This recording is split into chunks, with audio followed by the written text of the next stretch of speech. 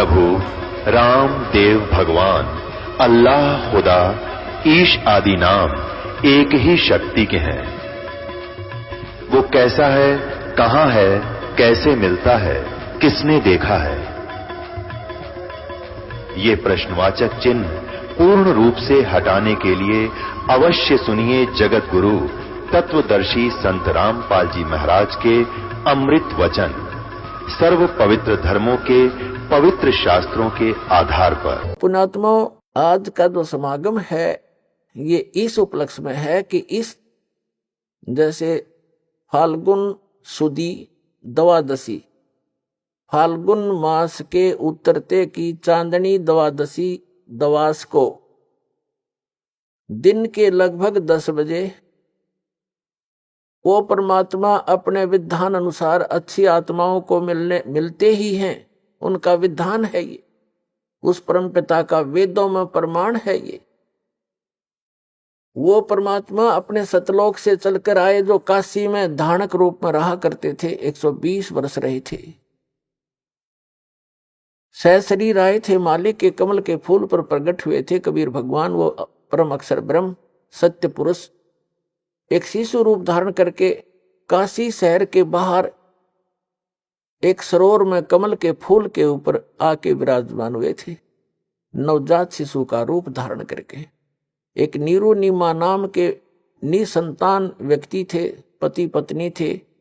वो स्नानार्थ गए थे, उस तालाब पर प्रतिदिन जाया करते थे और वहां उनको वो परमात्मा स्वयं बालक रूप में मिले। वो बड़े खुश हुए और उसका प्रत्यक्ष दृष्टा थे एक अष्टानंद नाम के ऋषि। ये देख रहे थे कि आकाश से प्रकाश का गोला आया, जबरदस्त, बहुत ज्यादा तेज था उसका, और अष्टानंद जी की आंखें एकदम बंद होगी, बंद होकर खुली। जब आंखें बंद हुई तो उसने क्या देखा कि कोई बालक है। जैसे सूर्य की तरफ आप कभी नजर दृष्टि करते हो तो आपकी आंखें उस तेज को सहन नहीं कर सकती, आप एकदम बंद कर लेते हो या साइड में करते हो। तो क्या देखते हो कि सूर्य का प्रकाश रहित आकार का गोला सा आपको दिखाई देता है, गोलाकार दिखाई देता है। वो प्रकाश रहित होता है उसका और उसका आकार दिखता है। ऐसे ही ज्यों ही उसने उस प्रकाश का गोला जो बहुत दूर देखा था ऊपर से आता हुआ बड़ी स्पीड से, जैसे तारा सा टूटता है, अष्टानंद ऋषि की आंखें बंद हो गई। आंखें बंद होते ही उसने क्या देखा है कि एक शिशु रूप दिखाई दिया, प्रकाश रहित आकार शिशु का। दोबारा आंखें खोली तो क्या देखा कि उस जिस सरोवर के ऊपर वो बैठा साधना करने की चेष्टा कर रहा था स्नान करके, उसी के एक कोने में जाकर वो प्रकाश सिमट गया। फिर अंधेरे में उसको कुछ नहीं देखा, क्योंकि सुबह सुबह ब्रह्म मुहूर्त का समय था। वो चला गया उठ के अपने गुरु जी के पास उसका शंका समाधान कराने के लिए कि आज मैंने ये क्या देखा गुरुवर। उनके गुरु जी थे स्वामी रामानंद जी। तो नीरुनिमा नाम के वो निसंतान दंपति थे, वो उठाकर ले गए। उनके घर परवरिश होने से 25 दिन तक परमात्मा ने कोई आहार नहीं किया, ना जलपान किया। वो चिंतित हो गए दोनों पति पत्नी। फिर परमात्मा ने कुंवारी गाय का दूध पीना प्रारंभ किया। परमात्मा की दया से ही उस कुंवारी बछिया ने दूध देना शुरू किया, गाय की बछिया। ये अलग से विषय है जो आज सत्संग दास शुरू करने जा रहा है, उसके वापस हटकर आते हैं। वही परमात्मा 120 वर्ष वहां रहे और 5 वर्ष की आयु में बड़े बड़े प्रकांड विद्वानों के छक्के छुड़ा दिए परमात्मा ने। इस तत्व ज्ञान के अंदर एक ही प्रश्न किया करते थे उन विद्वानों से, कौन ब्रह्मा का पिता है, कौन विष्णु की माँ और शंकर का दादा कौन है, पंडित जी दे बता। सबकी टाएं टाएं फीस हो जाती थी। ये तो अजरो अमर है, इनके कोई माता पिता नहीं है। और हमारे सदग्रंथों में लिखा है।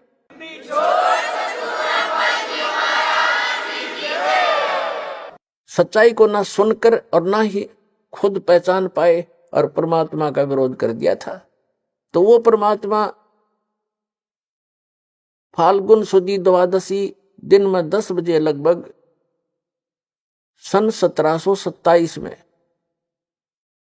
और संवत 1784 में, क्योंकि आदरणीय गरीबदास जी का जन्म संवत 1774 में हुआ था, वैशाख के अंदर। और सन 1717 में, और परमात्मा आकर मिले जब वो 10 वर्ष के थे, सन 1727 में। 10 वर्ष के गरीबदास साहिब जी कौन थे, थोड़ी सी जानकारी देते हैं। गरीबदास साहिब जी का मूल गांव है करौथा। करौथा गांव है एक जिला रोहतक के अंदर, रोहतक झज्जर रोड पे। और वहां गरीबदास जी का मूल गांव था, धनखड़ गोत्र उनका। और वो किसान यानी जाट किसान उस घर में जन्म था उनका। उनके जो पिताजी थे वो गांव छुडानी में ब्याहे थे, यानी गरीबदास जी के नानके थे वो छुडानी में। और गरीबदास जी की माता का कोई भाई नहीं था, जिस कारण से गरीबदास जी के पूज्य पिताजी श्री बलराम जी नाम था उनका, धनखड़। और वो अपने ससुराल में घर जमाई रहने लगे थे। वहां जमीन बहुत घनी थी, आज के 1400 एकड़ जमीन, उस समय के 2500 बीघा, वो बीघा दूसरा होता था। तो इतनी जमीन संपत्ति थी, तो वहां रहने लगे। छुडानी में जाने के बाद 12 वर्ष के उपरांत गरीबदास जी का जन्म हुआ था। और गरीबदास जी आजीवन वहीं रहे। उनकी संतति है आज भी। आधा गांव लगभग धनखड़ गोत्र से है, छुडानी, जिला झज्जर, हरियाणा। तो गरीबदास जी का ज्यादा आना जाना करौथा गांव में ही रहा, क्योंकि भाईचारा वहीं था। तो कहने का भाव दास का ये है कि गरीबदास जी जब 10 वर्ष के हो गए और अपने ही, क्योंकि तब तो उन्हीं की अपना ही सारा कुछ हो चुका था, नाना जी की सारी संपत्ति उन्हीं की थी। लगभग 150 गव्वे रखे हुआ था उसका, नाना जी रखा करते थे, क्योंकि जमीन बहुत थी। उसमें चरागाह बना देते, वर्षा हो जाती, कुछ खाने के लिए गेहूं जौ आदि बीज लेते, चने सरसों हो जाती। बाकी की जमीन को पशुओं के लिए ही वो प्रयोग किया करते थे, पशुपालन करते थे। उसके साथ साथ 2-4 किराए के पाली होते थे गांव के, और कुछ ऐसे व्यक्ति होते थे जो गव्वे रखते थे, लेकिन उनके पास अपनी जमीन नहीं होती थी, वो भी उसी में चराया करते थे। ऐसे पहले आपस में बड़ा प्रेम होता था। जो पैसे वाले व्यक्ति गरीबों की बहुत मदद किया करते थे, निस्वार्थ किया करते थे। तो ऐसे 10-12 पाली गवाले इकट्ठे होकर प्रतिदिन गौवें चराने जाया करते थे। अपनात्मा, ये वो शुभ दिन है द्वादशी का, जो आप और हम ये त्योहार मनाने जा रहे हैं। हमारे संतों के ये त्योहार है, और ये वो अनमोल त्योहार हैं कि जिस भगवान के लिए हम भटक रहे हैं। राजाओं ने राज त्याग दिए, ऋषि महर्षियों ने शरीर गाल दिए तपस्याएं करके, लेकिन इस काल भगवान ने रास्ता ठीक नहीं दिया उनको। और भगवान रास्ता देने आए, सही विधि बताने आए, तो हमने स्वीकार नहीं किया अपनी अबोधता के कारण। फाल्गुन सुदी यानी फाल्गुन मास की द्वादशी, चांदनी द्वादशी, दिन के 10 बजे, जैसे आजकल आप देख रहे हो बाहर धूप खूब हो जाती है, तो गव्वें चर रही थी।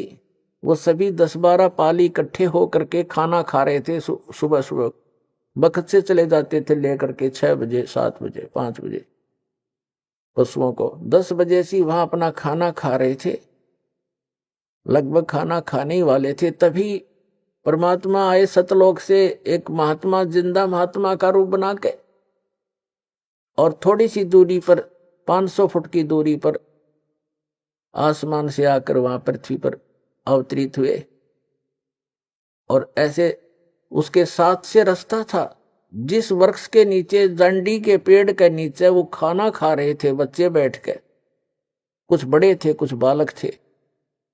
उसके साथ से रास्ता जाता था दूसरे गांव को, कबलाना गांव से, छुडानी से कबलाना गांव सीमा लगती है। उस सीमा के ऊपर ही छुडानी के खेतों में परमात्मा वहां आकर अवतरित हुए।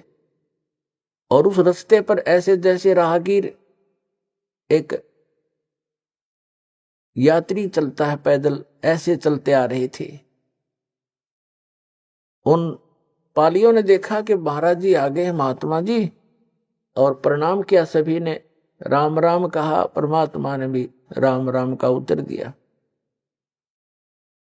तो जितने भी वहां पाली ग्वाले थे उन्होंने कहा महाराज जी भोजन पाओ, आ जाओ भोजन खा लो। परमात्मा ने कहा भी भोजन तो मैं अपने गांव से खा कर आया हूं। बच्चों ने सोचा कोई डेरा होगा कि कहां से आए हो महात्मा जी। उन्होंने कहा कि मैं सतलोक से चलकर आया हूं भाई, मेरा गांव है सतलोक। बच्चों ने सोचा होगा कोई सतलोक गांव भी होगा भाई कितना। फिर महाराज जी भोजन खा लो, भोजन नहीं खाओगे ना तो दूध तो पीना पड़ेगा अपना, क्योंकि हम अतिथि को ऐसे बगैर खाए पिए जाने नहीं देते। एक प्रेम भाव से आतिथ्य सत्कार करने के लिए उन्होंने ऐसे बोला। तब परमात्मा ने कहा भी दूध पिलाना चाहते हो तो पिला दो, मैं कंवारी गाय का दूध पीता हूं। अब जो बड़े बड़े पाली थे, कोई 40 वर्ष का, कोई 50 वर्ष का, कोई 30 वर्ष का, कोई 20 वर्ष का, वो कहने लगे महाराज जी आपकी दूध पीने की नीत नहीं है, आप तो मजाक करते हो। कंवारी गाय कोई दूध दे सकती है? गाय तो जिसको बच्चा हो चुका हो, लागड़ गाय ही दूध दे सकती है। परमात्मा बोले भाई देख लो, यदि दूध पिलाना है तो कंवारी गाय का पीता हूं। तब गरीबदास जी खड़े हुए, 10 वर्ष के बालक थे। कहते पिछले तप से होत हैं पूर्ण हंस मुराद। पिछले संस्कार से प्रेरणा बनती है, जो आप यहाँ पहुंचे करोथा में ऐसे नहीं आते। इस ज्ञान को दुनिया सुनने लग रही है और कह लाखों लोग करोड़ों लोग सुनते हैं और कौन पहुंच पाते हैं। पिछले जब से होत है पूर्ण हंस मुराद, पिछले संस्कारों से ये सब काम मनोकामनाएं पूर्ण हुआ करती है। तो एकदम खड़े हुए जैसे बालक लीला करते हैं, अबोध बालक सा। एक गाय थी, बछिया थी उनकी, एक बहुत प्रिय। उसके गले में एक छोटा सा रस्सा बांध रखा था। उस रस्से को पकड़ के ले आए, वह साथ साथ चल पड़ती थी गरीबदास जी के, जहां ले जाता तो वह ऐसी शरीफ सी थी। और वो गाय थी 1-1.5 वर्ष की, दूध छोड़ रखा था माँ का पीना, अभी नए दूध हो ही नहीं थी वो, यानी गर्भ नहीं धारण किया था, सांड न टच नहीं की थी, अनब्यावर कहते हैं उसको। वेदों में ऋग्वेद मंडल नंबर 9 सूक्त नंबर 1 मंत्र 9 में यही स्पष्टीकरण दिया है कि जब वो परमात्मा आता है तो कंवारी अभियधन्या धेनु शृणंती, मतलब कंवारी गाय से उसके परिवर्ष की लीला होती है और कंवारी गाय का दूध पीता। तो गरीबदास जी ने कहा देखो महाराज जी, इसका बालक तो बच्चा तो है नहीं कोई, हैं छोटे छोटे थन सतन है इसके, यह दूध कैसे देगी। तब कहा परमात्मा ने कि कोई सफेद कोई पात्र लाओ साफ। तो मिट्टी के पात्र होते थे, उनको मांझ धोकर रखा हुआ था, जैसे लस्सी का ले जाते हैं, वो उन्होंने खाली कर लिया था, धो भी लिया था। कहने लगे ये ला पात्र, इसके नीचे रख ले भाई। गरीबदास जी नीचे बैठ गए। कबीर परमात्मा ने कमर पर थपथपी लगा दिया, आशीर्वाद दिया बछिया को। लंबे लंबे सतन हो गए नो, 3-3 4-4 इंच के, और दूध की धार बंद की और वो पात्र भर गया, फिर बंद हो गई अपने आप। पुणात्मा गरीबदास जी ने वो सारा का सारा दूध परमेश्वर को दे दिया। परमेश्वर ने थोड़ा सा पिया और फिर कहा ले बच्चों पी लो, ये अमृत है, इस लोक से नहीं, ये मेरे सतलोक से आया है। लेकिन जो बड़े अपना बुद्धिमान मानने थे, अकलबंद मानने थे, वह कहने लगे हम ना पीवा, पाप का दूध है। जंतर मंतर करके कुंवारी बछिया का निकाल दिया, हम ना पीवा कुंवारी बछिया का दूध, ये तो पाप का दूध है। और तेरी जात का पता नहीं तो कौन सी जात का है, तेरा जूठा कदे भी ना पीवा मैं। तब गरीबदास जी ने कहा 10 वर्ष के बालक ने, ला मुझे दो भगवान, आपका अमृत कब कब प्राप्त हो हमें। तो पुण्यात्माओं ये कहते हैं पालने में पूत के पैर पहचान हो जाती है। बचपन से ही उसमें कुछ ऐसे विलक्षण गुण होते हैं जो पुण्यात्मा होती हैं। ऐसी पुण्यात्माओं को परमात्मा आकर मिलते, उसका विधान है ऋग्वेद मंडल नंबर 9 सूक्त नंबर 86 मंत्र 26 और 27 में। ऋग्वेद मंडल नंबर 9 सूक्त मंत्र 82 मंत्र 1 2 3 में, ऋग्वेद मंडल नंबर 9 सूक्त 20 के मंत्र 1 में, ऋग्वेद मंडल नंबर 9 सूक्त 54 के मंत्र 3 में, ऋग्वेद मंडल नंबर 9 सूक्त 94 के मंत्र 1 में, ऋग्वेद मंडल नंबर 9 सूक्त 95 के मंत्र 2 में, ऋग्वेद मंडल नंबर 9 सूक्त 1 मंत्र 9 में, ऋग्वेद मंडल नंबर 9 सूक्त 96 के मंत्र 16 से लेकर 20 में यही प्रमाणित किया है कि वो परमात्मा ऊपर के लोक में रहता है, सह शरीर है, नर आकार है, राजा की तरह सिंहासन पर विराजमान है, वहां से गति करके आता है, सह शरीर आता है, अच्छी आत्माओं को मिलता है, उनको उपदेश देता है, ज्ञान देता है, सत्य भक्ति बताता है, और यहां कवियों की तरह आचरण करता हुआ घूमता है, वाणी के द्वारा अपना महिमा गाता है, लोकोक्तियों के माध्यम से, दोहों के माध्यम से, जिस कारण से एक प्रसिद्ध कवियों में से भी एक प्रसिद्ध कवि की उपाधि भी प्राप्त करता है, लेकिन वो होता है भगवान। ये निष्कर्ष है चारों वेदों का। तो पुण्यात्माओं, उसी विधान अनुसार वो परमात्मा वहां आए, गरीबदास जी से फिर ज्ञान सुनाने लगे। वो उन अच्छी आत्माओं में से एक थे, वो महापुरुष आदरणीय गरीबदास साहिब जी, जो छुड़ानी के बालू में जन्मे थे, और वहां आकर के परमात्मा ने उनको सतज्ञान दे दिया। फिर गरीबदास जी ने आग्रह किया कि हे भगवान, आप जो ऐसा सुख में स्थान बताते हो जहां हम पहले रहा करते थे सभी, और वहां कोई अभाव नहीं, वहां ऐसी फुहार गिरती रहती है, सुंदर शरीर है, नाश नहीं होता, कभी वृद्ध नहीं होते, कभी रोग नहीं होता, मृत्यु नहीं होती, सबके परिवार हैं, वहां आपके घर बने बनाए शेष खाली पड़े हैं, क्या मुझे वो स्थान दिखाओगे? परमात्मा तो अपना गवाह बनाने के लिए आते ही है कि मेरा गवाह बने, दुनिया को बताएगा। फिर छाती ठोक के गरीबदास जी को परमात्मा ने प्रथम मंत्र दिया और दूध पान करा दिया। प्रथम मंत्र में ऐसे ही किया जाता है, दास भी जब से मंत्र देने लगा है, मेरे गुरुदेव भी ऐसे ही करते थे। प्रथम मंत्र के साथ आपको वचनामृत दिया जाता है, वचन से शुद्ध करके, और साथ में मिश्री दी जाती है ये, और मंत्र दिया जाता है। ऐसे पेय पदार्थ के साथ इसको पान परवाना कहते हैं। तो गरीबदास जी को ऐसे पान परवाना दिया था दूध के साथ, और फिर सतलोक लेकर गए। जब गरीबदास साहिब जी जा रहे थे, धर्मराज का लोक दिखाया, ब्रह्मा विष्णु महेश का लोक दिखाया, और एक कॉमन स्वर्ग था वो दिखाया, ब्रह्मलोक दिखाया। ब्रह्मलोक के अंदर परमात्मा ने दिखाया कि एक नकली सतलोक, नकली अलखलोक, नकली अगम लोक और अगम अनामी लोक। इस काल ने झूठी रचना करवा रखी है जीव को भ्रमित करने के लिए। और फिर धर्मराज के दरबार में लेकर गए, फिर ऊपर गए, सारा कुछ दिखा करके सतलोक में जब पहुंचे परमात्मा 12वां द्वार पार करके, 12वां द्वार पार करके सतलोक में पहुंचा जाता है। अभी तक ये कोई 10वां द्वार तक सीमित थे। और एक जम्मू के अंदर रांजड़ी का एक मधु परमहंस का भाव है, वो तो छाती कुट्या करता के 11वां द्वार पा गया, 11वां द्वार पा गया, आज तो किसी ने नहीं बताया। अरे भले आदमी कबीर साहब की वाणी में पढ़ लिया तो घर ते लाया था, और वो भी इनकम्प्लीट नॉलेज। जबकि 12वां द्वार पार करके परमात्मा प्राप्ति होगी, हृदय की गांठ से पंसारी नहीं बन जाता। तो 12वां द्वार पार करके परमात्मा सतलोक लेकर गए, 7 संग ब्रह्मांड उसके अक्षर पुरुष के पार किए। और जब सतलोक में प्रवेश किया, क्या देखा? सिंहासन के ऊपर परमात्मा विराजमान है, उनका इतना सुंदर शरीर है, तेजों में सफेद शरीर है मालिक का, बहुत सुंदर। और एक रोम में, रोमकूप समझो, रोम कहो, एक रोमकूप की इतनी शोभा है जैसे करोड़ सूर्य मिला दे, करोड़ चंद्रमा।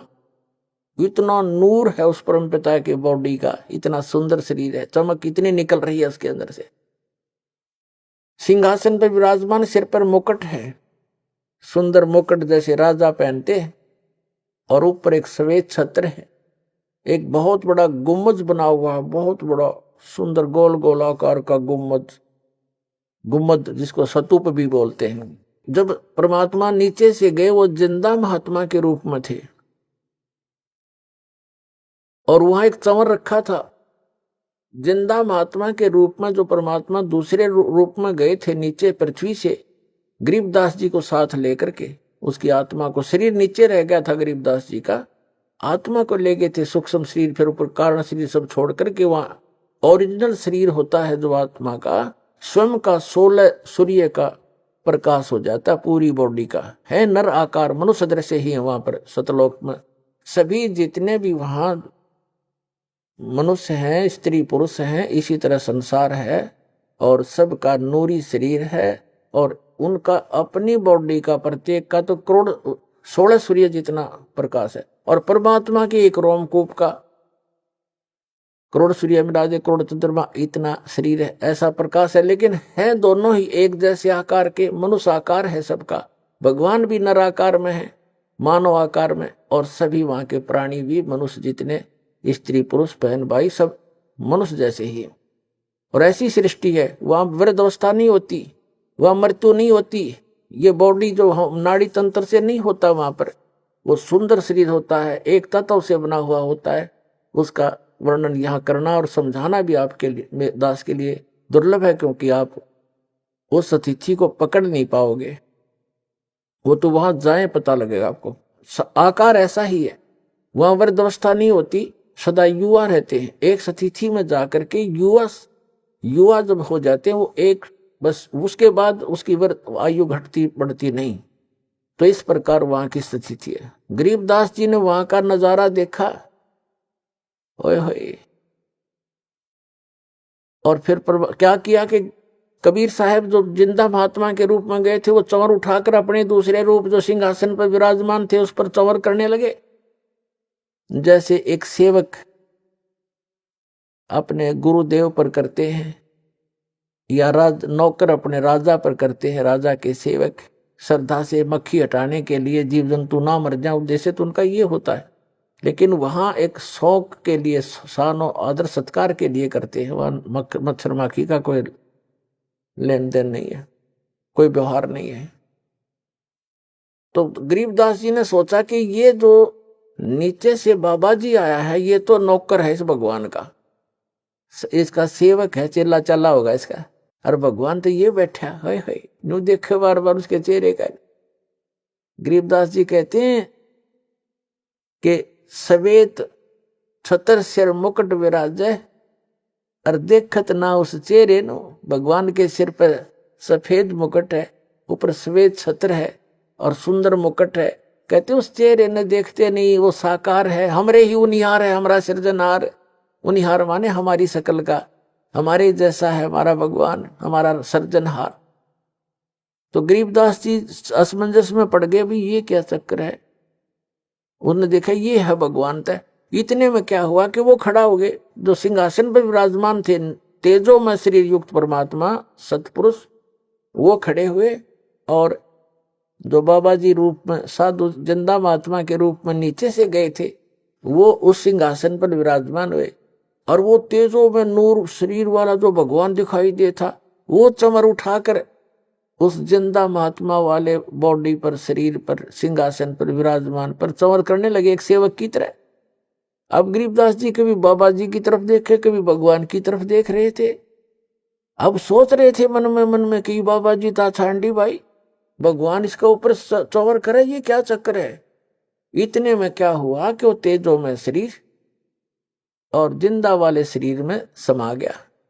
अकेले वो कबीर भगवान जो नीचे से एक जिंदा महात्मा के रूप में गए थे, अनंत कोट ब्रह्मांड के सिंहासन पर विराजमान है और चंवर अपने आप हो रहा है। और परमात्मा का, जिंदा महात्मा का रूप फिर उतना ही नूरी बन गया, इतना तेज बन गया और सकल न्यों की न्यों। तब परमात्मा ने कहा था कि गरीबदास, जहां तुम रह रहे हो बालक, वो एक पुनिशमेंट प्लेस है, वो एक प्रिजन है तुम्हारे लिए, एक कारागार है, वहां कोई जीव सुखी नहीं। अब वहां से जब देखते हैं ऊपर जाकर के आत्मा निर्मल हो जाती है, और वहां इतनी तेज दृष्टि होती है, यहाँ की सुई सुई देख सकता वहां का गया हुआ व्यक्ति, इतनी आत्मा की आई का इतना तेज है उसकी नजर। तब गरीबदास जी नीचे देख रहा है, ओए होए, ऐसे दिख रहे जैसे कीड़े मकोड़े तंग पा रहे हो। प्रत्येक की बॉडी के अंदर का सामान भी दिखाई देता वहां से, इसके अंदर क्या है। इसमें ब्लड की नदियां बह रही हैं, उसके अंदर भी करोड़ों जीव घूम रहे हैं, हाँ मचल मचा रहे हैं, इधर घूम रहे हैं, टट्टी पेशाब हार्ड मांस ये दिखाई देता। अब तो हमारी आंखों पर चर्बी डाल रखी है हमने, ये सब कुछ दिखाई देता है। इससे की पॉलिश पे, पाउडर पे, दिन रात लिपस्टिक लाण पे, डंगे पर डंगा लाण पे हम अपना जीवन नाश कर देते हैं।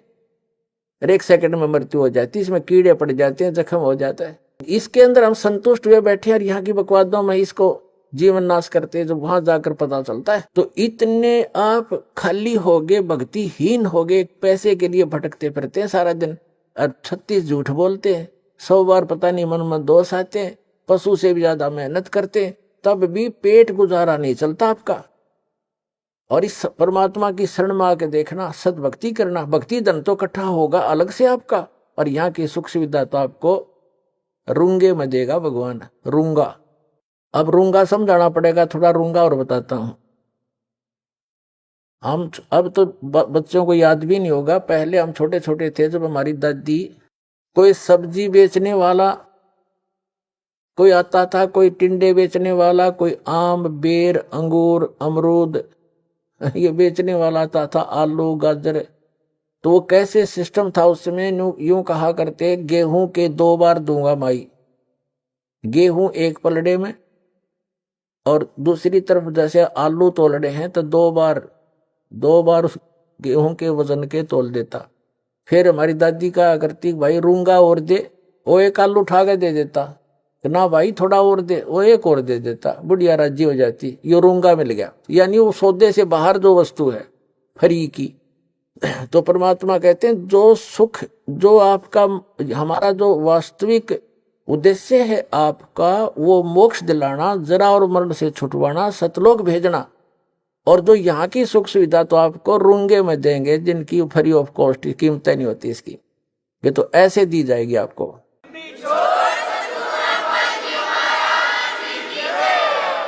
तो यहाँ बताया है गरीबदास साहिब जी ने कि इतना कीमत है इस एक सतनाम की। अरे ये राधा स्वामी वाले और कितना देख ले, ये कबीर पंथी सतनाम सतनाम जाप करो सतनाम, इन सतनाम का कक्का नहीं बता है। और बात करें सतलोक जान की, सतनाम सतनाम सतगुरु सतनाम ये नाम देते हैं। ये खा के इनके पास बैठा दिया, अपना भी जीवन नाश किया, दुनिया को डुबो दिया काल के दूतों ने।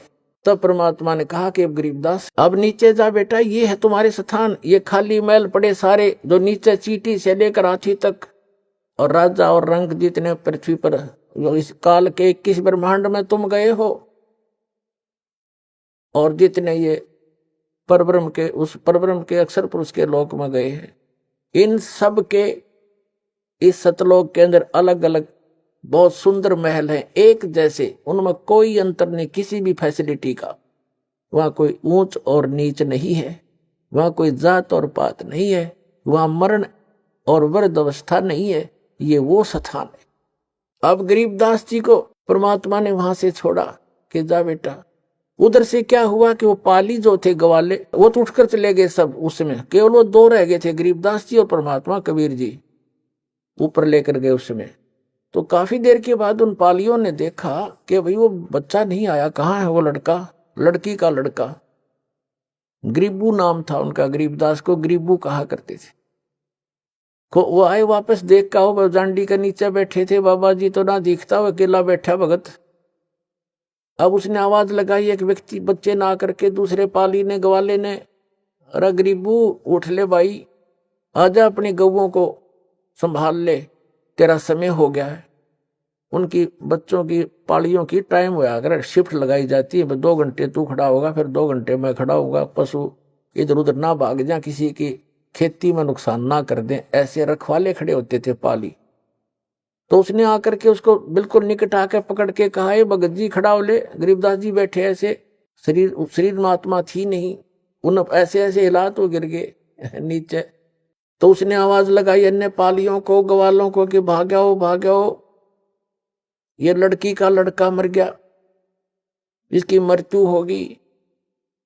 सब चिंतित हो गए। 2 पाली वहां से गांव की तरफ दौड़े आए। 1.5 किलोमीटर की दूरी पर गांव था, उस स्थान से जहां ये परमात्मा प्रकट हुए थे। आज भी छुडानी गांव के बाहर कबलाना से छुडानी गांव को एक रोड जाती है। जज्जर और भादगढ़ रोड से कबलाना गांव से एक लिंक रोड जाता है। उसके ऊपर एक यादगार बनी है छोटी सी। पहले जांडी थी, वहां पर एक पेड़ कट गया, गल गया, खराब हो गया। उसके स्थान पर यादगार आज भी बनाए हुए हैं। वहां स्पष्ट लिखा है कि यहाँ कबीर परमात्मा गरीबदास साहिब जी को मिले थे। तो क्या हुआ, गांव वालों को पता चला, माता पिता दोनों अचेत हो गए। 12 वर्ष के बाद संतान उत्पन्न हुई थी और वो भी मृत्यु को प्राप्त हुआ। गांव नगर के लोगों की लाइन लगी उस घटना स्थल की तरफ। उनको बताया गया कि बाबा जी आया था, जंतर मंत्र का दूध पिला दिया, हम तो नाटे थे, कुंवारी गाय का दूध निकाल के इसको पिला दिया, हमने तो पिया नहीं, हम तो बच गए। और बच्चे ने पी लिया, यो मर गया। घर पे ले आए, अंतिम संस्कार की तैयारी करने लगे। इस सारे प्रोसीजर में अंतिम संस्कार करने लगे, चिता पर रख दिया। 8-10 घंटे लग गए उनके। उधर से परमात्मा ने ऊपर के सारे ब्रह्मांड दिखा के गरीबदास जी को वापस भेज दिया शरीर में। चिता के ऊपर अग्नि लगाने वाले थे, तभी एकदम सारे शरीर में कंपन हुई और गरीबदास जी के ऊपर जो रस्से बांध कर ले गए थे वो टूट गए, अपने आप खुल गए और एकदम खड़े हुए। ऐसे लगा जैसे दूसरे देश में आ गए हो। और फिर जो वाणी परमात्मा ने उनके अंदर फीड कर दी थी, वो अपने आप टेप रिकॉर्डर की तरह बोलने लगे। गांव वालों ने सोचा अच्छी बात है भाई, भगवान ने दया करी, लड़की का लड़का जीवित तो हो गया, पर यो तो पागल हो गया, मेंटल एंड बैंड बोल रहा है, पता नहीं क्या क्या बक रहा है। तो उन्होंने सोचा कोई बात नहीं, पागल है, जैसा भी लड़की अपना जीवन पास कर लेगी इसके साथ। ये पागल ने देख देख कर जी लेगी, नया मर जाती। तो ऐसे ही परमात्मा की अमृतवाणी बोला करते थे, लेकिन वो छुड़ाने के भोले व्यक्ति भगवान की वाणी को ना समझकर उसको पागल कहने लगे, बावड़िया, मेंटल, गरीबदास जी को। ऐसे ही 3 वर्ष बीत गए। एक दादू पंथी गोपाल दास नाम के एक वैश्य थे, सेठ लाला जी बनिए, और वो दादू पंथ से दीक्षित थे। घर पार त्याग कर वो उसमें अपना सन्यास लिए हुए थे। और दादू साहब जी को भी परमात्मा लेकर गए थे सतलोक में, ऐसे ही जैसे गरीबदास जी को लेकर गए हैं। 7 साल के थे दादू जी, और फिर उनको वापस छोड़ा था। दादू साहब जी ने भी कबीर साहब की महिमा कलम तोड़ लिखी हुई है। जिन मुझको निज नाम दिया सोए सतगुर हमार, दादू दूसरा कोई नहीं, कबीर सिरजनहार। अब गोपाल दास संतों की वाणी से परिचित था, साधु संत बना हुआ था, लाल कपड़े पहने हुआ था, और छुड़ानी के अंदर उनका कोई शिष्य था, उसके पास आता जाता था। तो वो 2-3 वर्ष के बाद आना हुआ। 3 वर्ष के बाद तब उस व्यक्ति ने कहा कि हमारे ऐसे चौधरी का एक लड़का देवता ऐसे ऐसे किसी साधु संत ने जंतर मंत्र का दूध पिला दिया, कुंवारी गाय का निकाल गया, और इससे वो पागल हो गया, मर गया था, वो तो मृत्यु को प्राप्त हो गया था। भगवान ने दया करी, जीवित तो हो गया बाबा जी, महात्मा जी, पर वो पागल हो गया। और हमने सुना है कि संत की विद्या को संत ही काट सकता है। आप दया करो तो वो जीवन सफल हो जाए उस बेटे का। तो गोपाल दास ने कहा कि बुलाओ उसको, लाओ बच्चे को मेरे पास, मैं देख लेता। वो कोई भूत बात का झाड़ा जाने था छोटा मोटा। तो वहां से वो व्यक्ति जो उसका शिष्य था गरीबदास जी के नाना जी के पास गया, उनको बताया से ऐसे हमारे पास एक संत आए हैं और आपके दोते को कहता मैं ठीक कर दूंगा, इसको ले चलो। 5-7 और मौजूद से व्यक्ति समझदार से चल पड़े, लेकर गए। संत जी ने पूछा गोपाल दास ने गरीबदास जी से 13 वर्ष के बालक से कि बेटा वो कौन था जिसने तेरा जीवन नाश कर दिया? तब गरीबदास जी ने कहा कि मेरा जीवन नाश नहीं किया, मुझे तो आबाद कर दिया, बर्बाद नहीं किया, मुझे आबाद कर दिया। क्या बताया कि हम सुल्तानी नानक तारे दादू को उपदेश दिया, जात जुलाहा भेद नहीं पाया, वो कौशी माए कबीर हुआ। अब यह वाणी जब गरीबदास जी ने बोली, गोपाल दास के सारा शरीर सिहर गया, उसका आत्मा ने करण करण हुई सारे शरीर में। कैसी गजब की वाणी बोल दी कि मैं और अब्राहम अदम सुल्तान और नानक देव जो सिख धर्म के प्रवर्तक हैं, इसके बारे में बताया कि हम सुल्तानी नानक तारे और दादू को उपदेश दिया। नानक साहिब जी को भी परमात्मा स्वयं आकर के बेई नदी से लेकर गए थे, फिर उनको तीसरे दिन वापस छोड़ा था। तो इसी प्रकार बताया कि हम सुल्तानी नानक तारे दादू को उपदेश दिया। तो आपके दादू जी को भी वही कबीर साहब मिले थे, सतलोक लेकर गए थे, वापस छोड़ा था। और जात जुलाहा भेद नहीं पाया, वो काशी माए कबीर हुआ। अब फिर क्या कहा कि अनंत कोट ब्रह्मांड का एक रति निभार और सतगुरु पुरुष कबीर हैं, ये कुल की सिरजना। अपना आत्माओं वो 65 साल का बूढ़ा वृद्ध गोपाल दास और 13 वर्ष के बालक के आगे हाथ जोड़ कर खड़ा हो गया और कहने लगा, महाराज जी ये अमृत वाणी लिखवा दो, लिपिबद्ध करा दो, ये तो आने वाले समय में कलयुग के जीवों का उद्धार करेगी। आप तो आंखों देखी, आप तो भगवान को मिलकर आए हो। अब गरीबदास जी चल पड़े, 10-13 वर्ष के बालक और पीछे पीछे 65 साल का वृद्ध महात्मा करबद्ध होकर कहा, महाराज अर्ज करता हूं, दया करो।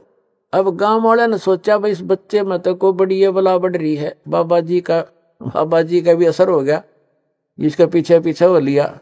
अब उन्होंने सोचा इस बच्चे में कोई भयंकर भूत प्रेत है जिसका असर बाबा जी का भी हो गया, संत का। लेकिन वो संत ते पारखू था, लाल की पहचान जानता था, उसने लोक लाज नहीं करते, महापुरुष भक्त अपना कल्याण ही आधार में बनाते। तीसरे दिन जाके गरीबदास जी ने कहा कि महात्मा जी जब संपूर्ण लिखो तो मैं लिखवाऊं, बीच में छोड़ के जाओ तो मैं नहीं लिखवाऊंगा, तुझे पाप लगेगा। तो उसने कहा गोपाल दास ने, जी मैं तो बाल बच्चे त्याग के और केवल वैराग ले रहा हूं, संन्यास ले लिया, मेरा कोई काम नहीं, आप दया करो मेरे ऊपर, मैं पूरा लिखूंगा, मैं लिखना जानता हूं, मेरा बनिए के घर जन्म है। तब गरीबदास जी के एक बेरी का बाग था, बड़बेरी बेरी का, उसके अंदर एक जांडी का पेड़ था, उसके नीचे बैठकर गरीबदास जी बोला करते और गोपाल दास लिखा करते थे। तो पुण्यात्माओं, ये जो समागम है ये उस शुभ दिन के उपलक्ष्य में है जिस दिन परमात्मा ने ये अनमोल रत्न आपको दिया, जो आज आपके ऊपर ये दास बखेर रहा है। इसको स्वीकार करो और अपना कल्याण कराओ। तो पुण्यात्मा अब दया करी भगवान ने आपके ऊपर, वो स्वयं ही रजा बख्शा जब यो काम बढ़ा कर आगे ने। अब आपके ऊपर, इस दास के ऊपर उस परम पिता का पूरा पंजा है, आप इसको लगे रहना, आपका उद्धार 101 पीढ़ी पार हो जाएगी आपकी, ये सत्कर मान लेना। कबीर साहब कहते हैं, भक्ति बीज होए जो हंसा, तारों ताश के 71 वंशा।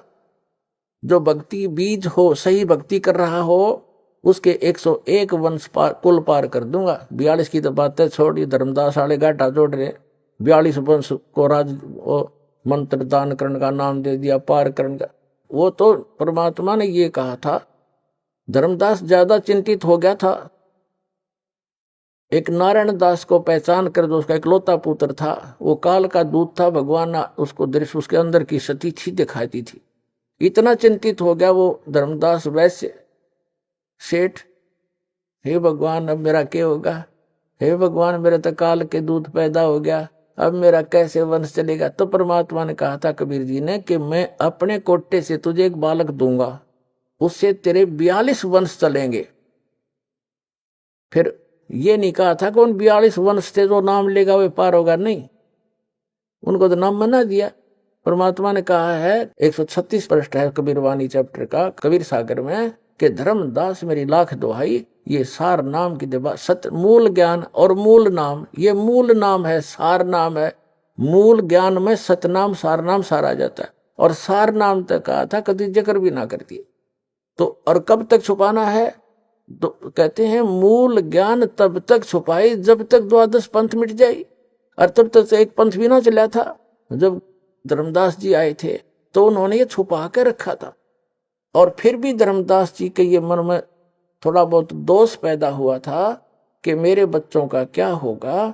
तो परमात्मा ने कहा था कि धर्मदास, जब 5500 वर्ष का कलयुग बीत जाएगा तब मैं फिर आऊंगा, और गरीब 12वां पंथ जो होगा उसमें आगे जाकर मेरी एक ब्रांच होगी, उसमें उसी में मैं फिर आऊंगा। तेरे जो सतनाम को ग्रहण करेंगे, सच्चे नाम को, सार नाम को, तेरे 42 वंश छोड़ सारा विश्व पार करूंगा उस समय। तो जब धर्मदास का दिल टिक्या था, अरे ये मारे सट्टे दामा खेड़ा और फलाने वाले लोग हैं, दामा खेड़ा वालों की 42 वंश की गद्दी को आशीर्वाद दे रखे है, उनको कख भी ना पता, आज तक खाक पार करेंगे वह, उन्हें सतनाम का नहीं पता, और ना सार नाम तो छीट भी नहीं लगी उनके। तो पुण्यात्मा ये भ्रमित है, उनको त्याग कर यहाँ अपना कल्याण कराओ। दास का सिर्फ इतना उद्देश्य है कि सही रास्ता मिल गया अपने को, युगों पर्यंत दाव लग गया आपका, इसका लाभ उठाओ। नमस्कार, ऐसे न्यूज की टीम आज मौजूद है सतलोक आश्रम सोजत में। हमेशा की तरह हम यहाँ पे कुछ विशेष देते हैं और उस विशेष को आप लोगों तक पहुँचाने की कोशिश करते हैं। इसी कड़ी में हम आज आपको दिखाते हैं ग्रंथ साहिब, श्री अमर ग्रंथ साहिब। कैमरामैन थोड़ा जूम करके दिखाइए। दर्शकों, हम ये आपको बताना चाह रहे हैं कि हम आखिर क्यों इस ग्रंथ साहिब को जूम करके दिखा रहे हैं। अगर हम कहें तो जितना हम लोगों ने इसके बारे में जाना, हमारी टीम ने जितनी इसके बारे में जानने की कोशिश की, तो हम लोगों ने ये जाना कि ये जो ग्रंथ साहिब है, ये हम मानव जो प्राणी है, या मैं अगर बात करूँ समस्त जो मानव समाज है उसके ऊपर उपकार है। और इस ग्रंथ साहिब में क्या खास बात है वो हम आपको बताते हैं। क्या आप मान सकते हैं कि एक अनपढ़ बच्चा जो कभी स्कूल भी नहीं गया और 10 साल की उम्र में इतना बड़ा एक ग्रंथ लिखवा सकता है? जी हाँ दर्शकों, बिल्कुल सही बात है। ये जो अमर ग्रंथ है, ये एक 10 साल के बच्चे ने लिखवाया है जो कभी स्कूल नहीं गया। वो अपना पारंपरिक काम जो गाय चराने का और खेती का था वो करते थे। तो हम बताते हैं आपको उन महान महापुरुष के लिए जो बाद में जाके संत गरीबदास जी महाराज के नाम से प्रसिद्ध हुए। तो दोस्तों, हम आपको इसकी पूरी कहानी बताएंगे। उससे पहले हम आपको कुछ दिखाना चाहते हैं। सबसे पहले यहाँ पे एक प्रदर्शनी लगी हुई है, उस प्रदर्शनी में उन महापुरुष के बारे में बहुत सी चीजें लिखी हुई है। तो दर्शकों, अमर ग्रंथ साहिब के बारे में हम आपको जानकारी दे रहे थे। अब यहाँ हम दिखाना चाहेंगे, कैमरा में एक बार दिखाइए, एक 10 साल का छोटा बच्चा जो यहाँ पे बैठे हुए हैं और वो अपने हाथ से निर्देश दे रहा है किसी संत को जो कि काफी उम्र के लग रहे हैं। इनके बारे में अगर हमने जानकारी प्राप्त की तो हमें पता लगा कि आदरणीय जो गरीबदास जी थे, उन्होंने परमात्मा से प्राप्त ज्ञान के आधार पे संत गोपाल दास जी जो कि दादूपंथी थे, उनको मुंह से बोल बोल के इस अमर ग्रंथ साहिब को लिखवाया गया। सबसे खास बात इसकी, जो ये अमर ग्रंथ साहिब लिखाया गया तो ये 1 दिन 2 दिन में नहीं लिखाया गया। दर्शकों, बड़े आश्चर्य की बात है कि 6 महीने तक लगातार जब इस ग्रंथ साहिब को लिखवाया तब जाके ये ग्रंथ साहिब कंप्लीट हुआ। ग्रंथ साहिब की एक विशेषता और बता दूं जो हमने यहाँ पे जानकारी प्राप्त की। इस ग्रंथ साहिब में आप किसी भी धर्म के धर्म ग्रंथ को उठा के देख लीजिए, बहुत सारे ग्रंथ हैं, लेकिन इसे ग्रंथ साहिब कहा गया है क्योंकि जिस तरह से पुरुष बहुत होते हैं लेकिन बहुत सारे लोग होते हैं वो साहिब होते हैं, साहब होते हैं, उसी तरह से ये जो ग्रंथ है उनके ऊपर ये जो ग्रंथ है वो साहब है। और इसी ग्रंथ साहब के बारे में दिखाने के लिए आपको प्रदर्शनी के दूसरे हिस्से में मैं दिखाता हूँ और इसके बारे में और भी आपको खास खास बातें बताएंगे, आश्चर्यजनक बातें बताएंगे जो शायद आपने पहले कभी नहीं सुनी होंगी। तो दर्शकों, जिस 10 वर्ष के बालक के बारे में हम आपसे बात कर रहे थे उसके बारे में यहाँ प्रदर्शनी लगाई है, उसमें दिखाया गया। आप देखिए, छोटा सा बालक है जिसके चारों तरफ कुछ लोग खड़े हैं और सामने ही एक काले और कोट में बाबा जी खड़े हुए हैं। ये बाबा जी कहा जाता है कि ये स्वयं परमात्मा थे जो इस बालक को सिर्फ 10 वर्ष की उम्र में आके मिले और इनको पूरा ज्ञान समझाया। उसके बारे में हम आगे आपको बताएंगे कि किस तरह से कैसे ये इस छोटे बालक को स्वयं परमेश्वर ने आके अपना ज्ञान समझाया। और हम बात वही ग्रंथ साहिब की आके करते हैं कि वो ग्रंथ साहिब फिर इन परमात्मा का साक्षात होने के बाद इस बालक ने ग्रंथ साहिब की रचना की। तो दर्शकों, प्रदर्शनी के जो दूसरे हिस्से में हम देख पा रहे हैं कि एक छोटी सी गाय है और उसके नीचे एक छोटा सा बालक है, वो एक मटका लेके बैठा हुआ है और उसमें दूध आ रहा है। तो ये जो प्रदर्शनी का जो चित्र है वो हमारे उसी ग्रंथ साहिब के रचना से जुड़ा हुआ है। कहा जाता है कि बालक को 10 वर्ष की आयु में स्वयं परमात्मा आके और कंवारी गाय का दूध पिया था उन्होंने, और उसके बाद में उनको ज्ञान दिया था। तो इसके आगे की जो चीजें हैं हम थोड़ा और नेक्स्ट प्रदर्शनी के उसमें दिखाते हैं कि देखिए किस तरह से जो जिंदा बाबा और काले और कोट में एक बाबा जी दूध पी रहे हैं, उस मटके से जो दूध निकाला वो पी रहे हैं। और इधर जो बालक है, जो छोटा बालक जिसको बाद में गरीबदास जी के नाम से फेमस हुए, जाना गया, वो यहाँ पे हाथ जोड़ के खड़े हुए हैं। और प्रदर्शनी के अगले हिस्से में आप देखेंगे कि जो बाबा जी यानी जिसको परमेश्वर कहा गया है, वो बाबा जी ने दूध पिया और अपना बचा हुआ दूध ये छोटे बालक को दे दिया। आप देखेंगे कि ये छोटा बालक है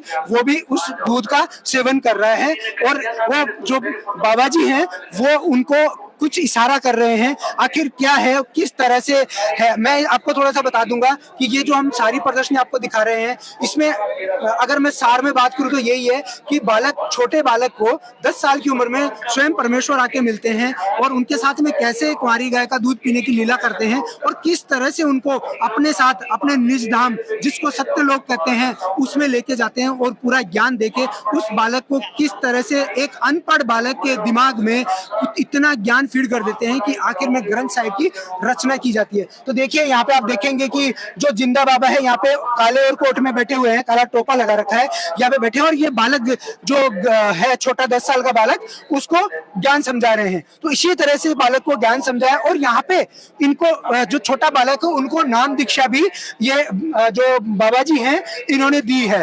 तो आगे देखिए नाम दीक्षा देने के बाद में क्या घटनाक्रम होता है ये छोटे बालक के साथ में कि ग्रंथ साहिब की रचना हो पाती है। ये देखिए जब नाम दीक्षा देने के बाद में छोटे बालक को जो कैमरामैन एक बार इधर फोकस करिए और दिखाइए कि यहाँ पे आखिर क्या है। यह हम देख पा रहे हैं कि ये छोटे बालक जो हैं उनको जो बाबा है जिंदा बाबा, उन्होंने नाम दीक्षा दी और अपने साथ में अपने निज धाम लेके गया। उसके बाद में इनको धर्मराज के लोक में पहुंचे, और धर्मराज के लोक में जो परमेश्वर हैं, यानी अगर हम यहाँ देखें तो धर्मराज के लोक में पहुंचे जिंदा महात्मा रूपी कबीर परमेश्वर जी व बालक गरीबदास जी, आप देख सकते हैं। यानी यहाँ पे आप देखेंगे कि कहा जाता है कि धर्मराज के लोक में हमारा लेखा जोखा होता है, तो यहाँ पे वास्तविक में रखी गई है, बहिया रखी हुई है, जो जिससे हम देख सकते हैं कि वाकई में लेखा जोखा तो हर इंसान का होता है।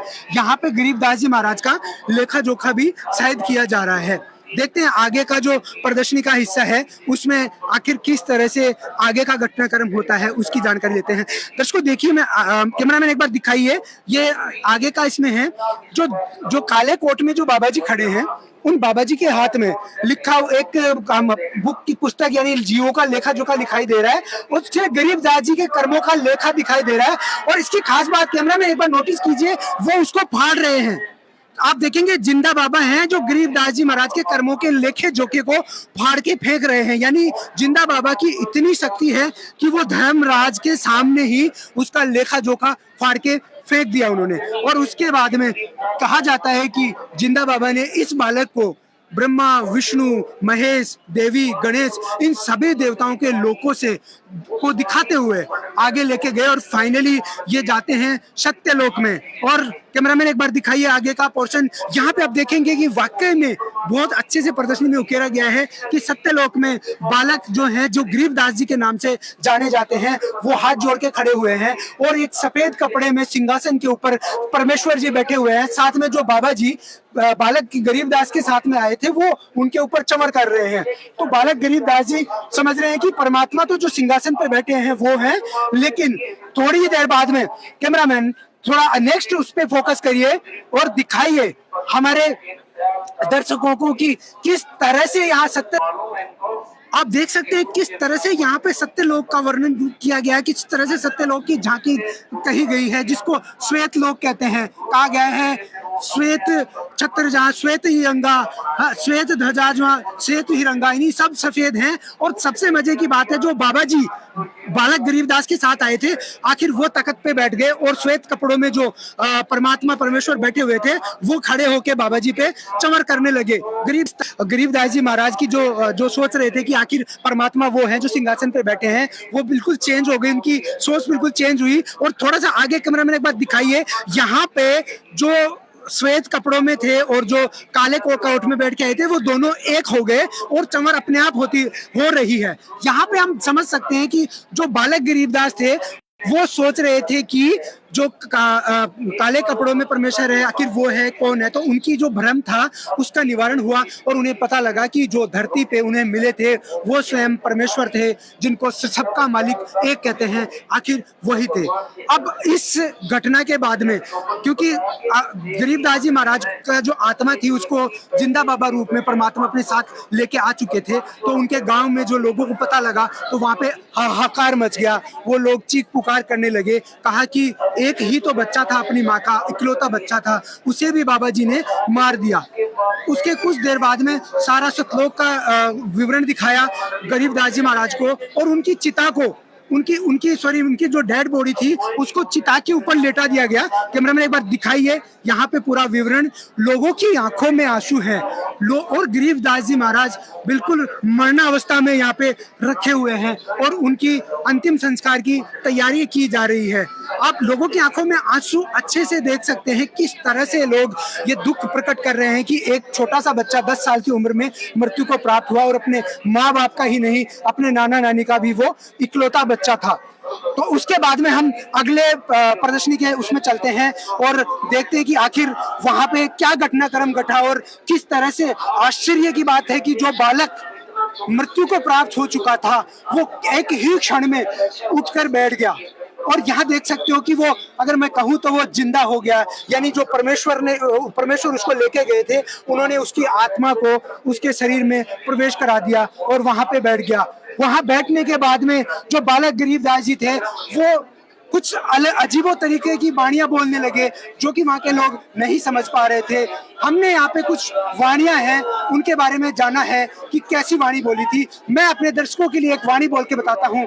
गरीबदास जी महाराज कहते हैं कि अजब नगर में ले गया हमको परमेश्वर आन, झिलके अगाध गति हम सूते चादर तान।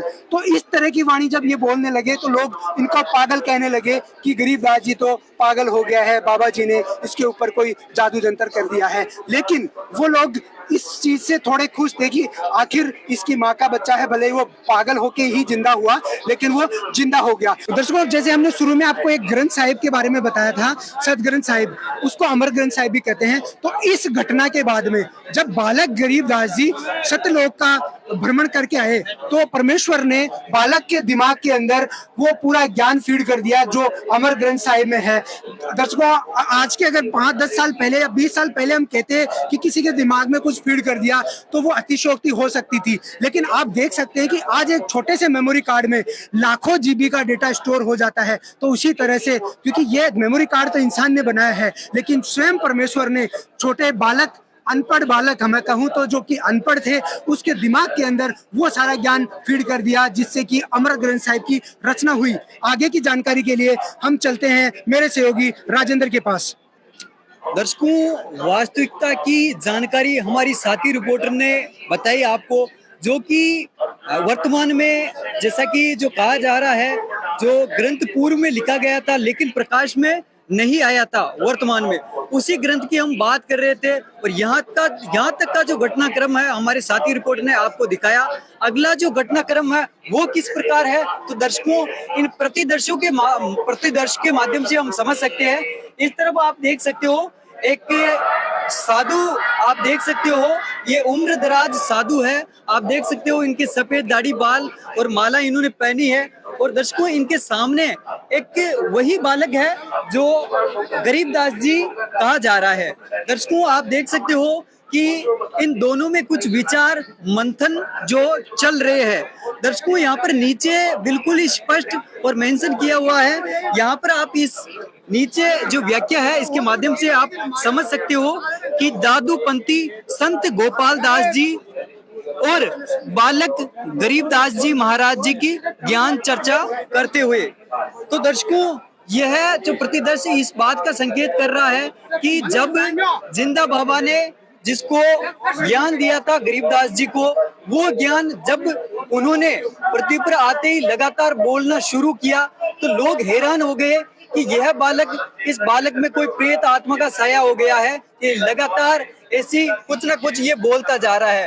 तो दर्शकों, उसी क्रम में बहुत सा उनका निवारण के लिए इलाज भी करवाए गए, लेकिन दर्शकों उनका समाधान नहीं हो सका और लगातार उन्होंने वाणियों का जो वाचन है वो करते रहे। तो दर्शकों, उसी घटना के तहत उस समय एक दादूपंथी गोपाल दास जी थे, वो उनके संपर्क में आए और उन वाणियों को उन्होंने सुना।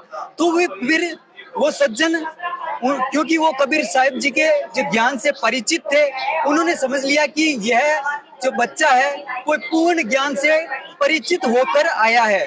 तो उन्होंने जो उनका जो पूरी वाणियां है उनको ध्यान से सुना और समझा। तो दर्शकों, इसको हम आगे इस प्रतिदर्श के माध्यम से समझ सकते हैं कि वो जो साधु पूर्व में बैठे थे आसन पे, वो अब अनुनय विनय करने लगे हैं बालक गरीबदास जी महाराज जिसे कहा जा रहा है।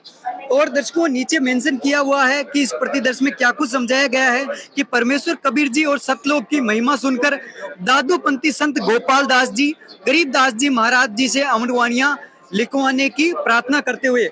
तो दर्शकों, आप समझ सकते हो, जब बालक गरीबदास ने वाणियों का वाचन किया और दादूपंथी ने श्रवण किया, तो दादूपंथी जो संप्रदाय जो सज्जन थे वो इतने प्रभावित हुए कि इतना उच्च ज्ञान और ऐसा पूर्ण और निर्मल ज्ञान, इससे वाकई आम जन के लिए, भविष्य के लिए इसे लिपिबद्ध करवाना चाहिए। तो वो अनुनय विनय गरीबदास जी बालक के सामने कर रहे हैं कि ऐसा पवित्र ज्ञान निसंदेह आम समाज के लिए, आध्यात्मिक जो समाज जो जुड़ा हुआ है लोगों के आत्म कल्याण के लिए इस ग्रंथ की रचना करनी चाहिए। ये प्रतिदर्श इस माध्यम से आपको बताना चाह रहा है। तो दर्शकों, अगला जो क्रम है वो आप इस प्रतिदर्श के माध्यम से देखेंगे कि यहाँ पर वो बातें जो कि अनुनय विनय में चल रही थी वो यथार्थ रूप में देखी जा रही है। जिस ग्रंथ को लिखने के लिए अनुनय विनय किया था दादूपंथी गोपाल दास जी ने, वो स्वीकार करके गरीबदास जी ने कहा कि यह जो वाणियां है आम जन के लिए मैं बोल दूंगा, जो परमात्मा ने मुझे अवदान रूप में आम जन के लिए बताई है, ज्ञान योग खोलकर मुझे सारा जो ज्ञान है मेरी समृद्धि में स्थापित किया है। तो दर्शकों, गरीबदास जी ने कहा कि आप लिख पाओ तो इसे पूरी वाणियों को आप लिखो तभी मैं बोलूं। तो दादूपंथी गोपाल दास जी ने कहा कि निसंदेह मैं इसी समर्पित मार्ग पर लगा हुआ हूँ, लोगों के आत्म कल्याण के लिए ही मुझे समझ आया है, तो निसंदेह इस ग्रंथ को मैं पूरा लिखूंगा। तो दर्शकों, इस प्रतिदर्श के माध्यम से आप देख पा रहे हो कि यह ग्रंथ लिखना आप देख सकते हो कि लगातार जो गरीबदास जी बालक है वो पूर्ण परमात्मा के दिए हुए ज्ञान को लगातार बोले जा रहे हैं। और एक जो संत है आप देख सकते हो, ये दादूपंथी संत गोपाल दास जी निरंतर लिख रहे हैं। तो दर्शकों, यह जो इतना जो बड़ा जो ग्रंथ है ये कुछ दिनों में ही संपूर्ण नहीं हुआ, लगभग इसको कहा जा रहा है कि 6 महीने में इस विशाल ग्रंथ की रचना पूर्ण हुई थी। और लगातार उन्होंने 6 महीने तक ये वाणियां गरीबदास जी द्वारा बोली गई और दादूपंथी गोपाल दास जी द्वारा लिपिबद्ध की गई। और जिसे कहा जा रहा है कि संत रामपाल जी के जो आश्रम है सतलोक आश्रम, उनमें जब भी कार्यक्रम होते हैं जिनको समागम कहा जाता है, उनका अखंड पाठ किया जाता है, जो कि आम जन के लिए बहुत ही पुण्य की जो वाणियां है, वचन है।